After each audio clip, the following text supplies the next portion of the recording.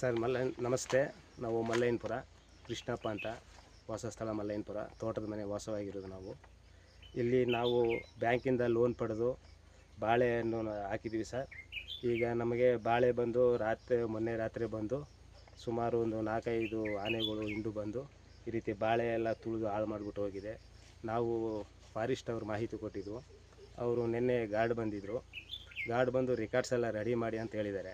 Record start ಮಾಡ್ಕೊಂಡಿದ್ದೀವಿ, ಇನ್ನೂ ಬಂದಿಲ್ಲ. ಮತ್ತು ಬ್ಯಾಂಕಲ್ಲಿ ಕೂಡ ನಾವು ಲೋನ್ ಪಡ್ಕೊಂಡಿರೋದು ಈ ರೀತಿ ಇದೆ. ಇಷ್ಟು ಲೋನ್ ಪಡ್ಕೊಂಡಿದ್ದೀವಿ. ಮತ್ತು ಇದೇನಾದ್ರೂ ಆಗಿಲ್ಲ ಅಂತಂದರೆ ಅವರು ನಾವು ಬರಿತೀವಿ ಅಂತಂದರೆ ಅಷ್ಟು ಬರೀತಿ ಇಷ್ಟು ಬರೀತಿ ಅಂತ ಹೇಳ್ತಾರೆ. ಕೊನೆಗೆ 3,000 ಬರ್ತದೆ, 5,000 ಬರ್ತದೆ, 2,000 ಬರ್ತದೆ, ಗೊತ್ತಿಲ್ಲ. ಬರೀ ಕೊಡ್ತೀವಿ ಅಂತ ಹೇಳಿದ್ದಾರೆ. ಈಗ ಇದೆಲ್ಲ ಹಾಳಾಗ್ಬಿಟ್ಟಾಗ ನಾನು ಬ್ಯಾಂಕ್ಗೆ ಯಾವ ರೀತಿ ಹಣ ಕಟ್ಟಬೇಕು ಸರ್? ಕಟ್ಟೋಕ್ಕಾಗಲ್ಲ. ಅವಾಗೇನಾಗುತ್ತೆ, ಜಮೀನುಗಳು ಜಪ್ತಿ ಆಗುತ್ತೆ. ರೈತರಿಗೆ ಬೇಕಾದ ಅನಾಹುತಗಳಾಗುತ್ತದೆ. ರಾತ್ರಿ ಆನೆ ಒಂದೇ ಅಂತಲ್ಲ, ಹಂದಿಗಳು ಸಿಕ್ಕಾಬಟ್ಟೆ ನಮಗೆ ಟಾರ್ಚರ್ ಕೊಡ್ತಾಯಿದೆ. ಮತ್ತು ಆನೆಗಳು ತುಂಬ ಇದಾಗ್ತಾಯಿದೆ. ಮತ್ತು ಕಪಿಗಳಂತೂ ತೆಂಗಿನ ಮರದಲ್ಲಿ 3 ವರ್ಷ ಆಯಿತು, ಇನ್ನೂ ಒಂದು ಎಳ್ನೀರು ಮಾರಿಲ್ಲ. ಒಂದು 20-30 ಮರ ಇದೆ. ಈ ರೀತಿ ಇದೆ. ಮತ್ತು ಈಗ ನಾವು ಮಾಹಿತಿ ಕೊಟ್ಟ ಮೇಲೆ ರಾತ್ರಿ ಬಂದು ಫಾರೆಸ್ಟ್ನವ್ರು ಬಂದು ಇಂಥ ಪಟಾಕಿಗಳಿಗೂ ಒಂದು ಬಾಕ್ಸ್ ಕೊಟ್ಟಿದ್ರು. ನಾನು ಒಂದು 5-6 ಎಬ್ಬಿಸಿದೆ. ಸದ್ಯಕ್ಕೆ ರಾತ್ರಿ ಆನೆ ಬಂದಿಲ್ಲ. ಈ ರೀತಿ ಒಂದು 300-400 ಮರ ಹಾಳಾಗ್ಬಿಟ್ಟಿದೆ. ದಯವಿಟ್ಟು ನೀವೆಲ್ಲ ಸೇರಿ ನಮಗೆ ಒಂದು ಸರ್ಕಾರದಿಂದ ಯಾವುದೋ ಒಂದು ಮಾನ್ಯತೆ ಪಡೆದು ಒಂದು ಪರಿಹಾರವನ್ನು ಕೊಟ್ಟು ಕೇಳ್ಕೊಳ್ತೀವಿ. ಇದು ಪಟಾಕಿ ಕೊಟ್ರಲ್ವಾ? ಈ ಪಟಾಕಿ ಸಿಡಿದ್ರೆ ಆನೆ ಹೋಯ್ತಾ ಹಾಗಂತ ಹೇಳಿದರು ಸರ್. ಸದ್ಯ ರಾತ್ರಿ ಆನೆ ಬಂದಿಲ್ಲ. ನಾವು ಯಾಕೆ ಮುನ್ನೆಚ್ಚರಿಕೆ, ಭಯ ನಮಗೆ. ಟಾರ್ಚರ್ ಹಾಕೊಂಡು ಎಲ್ಲಿ ಹೋಗೋಕ್ಕಾಗುತ್ತೆ? ಆನೆ ನಡ್ಸ್ಕೊಬಂದು ತುಳಿದ್ಬಿಟ್ಟಾಗ ಅವ್ರು ಕೊಡು ಪರಿಹಾರ ಏನಕ್ಕಾಯ್ತು ಸರ್? ನಮಗೆ ಘಟ ಇದ್ದರೆ ಎಲ್ಲೋ ಸಂಪಾದನೆ ಮಾಡ್ಬೋದು. ನಮ್ಮದು ಒಂದು ಜೀವ ಇದ್ರೆ ಎಲ್ಲರೂ ಸಂಪಾದನೆ ಮಾಡ್ಬೋದು.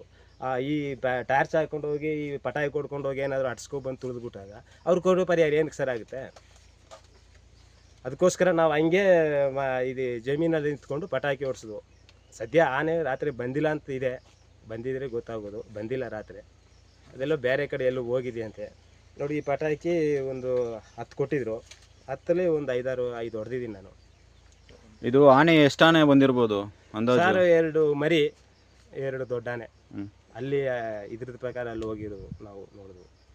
ಇಲ್ಲ, ಅದು ಯಾವಾಗಾದ್ರೂ ಒಂದ್ಸತಿ ಬರುತ್ತೆ, ಅಲ್ಲ ಮಧ್ಯೆ ಬರ್ತಾ ಇರುತ್ತೆ? ಆ ಕಾಡಂಚಲಿ ಡೈಲಿ ಇದೆ. ಕಾಡಂಚಲಂತೂ ಕಾಡಂತಿನ ಜನಗಳಿಗಂತೂ ನೆಮ್ಮದಿ ಇಲ್ಲ. ಕಾಡಂತಿನ ರೈತರುಗಳಿಗಂತೂ ನಿದ್ರೆ ಮಾಡೋಷ್ಟಿಲ್ಲ ಅವರು. ಬೆಳಗಾನ ಬರ್ತಾ ಇದೆ, ಜಮೀನುಗಳು ತಿಂತಾಯಿದೆ. ನೋಡು, ಮೊನ್ನೆ ಅಲ್ಲೊಂದು ಜಮೀನು ಕ್ಲೀನ್ ಜೋಳ ಒಂದು 2-3 ಎಕರೆ ತಿಂದು ಹಿಂಗೆ ಡ್ರಿಪ್ ಇರಿಗೇಷನು ಕ್ಲೀನ್ ಕಿತ್ತಾಕ್ತು ಸರ್. ನೋಡಿ, ಈಗ ನಂದು ಸುಮಾರು 4-5 ಗೇಟ್ಗಳೆಲ್ಲ ಕಿತ್ತು ಬೀಸಾಗ್ಬಿಟ್ಟವೆ. ಮತ್ತು ಈ ಪೈಪ್ಗಳೆಲ್ಲ ತುಳಿದು ಇನ್ನೇನಕ್ಕೂ ಆಗೋಲ್ಲ, ಬೆಂಕಿಗೆ ಆಗಬೇಕಾಯ್ತದೆ. ಅದು ಇದೆಲ್ಲ ಹೆಚ್ಚು ಕಮ್ಮಿ ನಾನು ಅದು ರೆಡಿ ಮಾಡಿಸ್ಬೇಕಂದ್ರೂ ಹೆಂಗಿದ್ರು ಒಂದು 10,000 ರೂಪಾಯಿ ಅದಕ್ಕೆ ಖರ್ಚಾಗುತ್ತದೆ ನಂದು. ಅದು ಹೋಯ್ತು. ಈಗ ಬಾಳೆ ಅಂತೂ ಇನ್ನು ಏನಕ್ಕೂ ಆಗೋಲ್ಲ.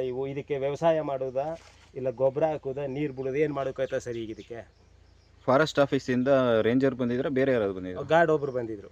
ಪರಿಹಾರ ಕೊಡ್ತೀನಿ, ಅದಕ್ಕೆ ವ್ಯವಸ್ಥೆ ಮಾಡ್ತೀನಿ, ರಿಕಾರ್ಡ್ಸ್ ಎಲ್ಲ ರೆಡಿ ಮಾಡಿ ಅಂತ ಹೇಳಿದ್ರು. ನಾವು ರೆಡಿ ಮಾಡಿ ಇಟ್ಕೊಂಡಿದ್ದೀವಿ. ಸದ್ಯ ಇನ್ನೂ ಬಂದಿಲ್ಲ. ನೋಡೋಣ, ಇವತ್ತು ಕಾಯ್ದು ನೋಡ್ತೀವಿ. ಇವತ್ತು ಕಾಯ್ದು ನೋಡಲಿಲ್ಲ ಅಂತಂದರೆ ಮುಂದಕ್ಕೆ ಏನಿದೆ ಅದು ರೈತರ ಮುಖಾಂತರ ನಾವು ಹೋರಾಡ್ತೀವಿ.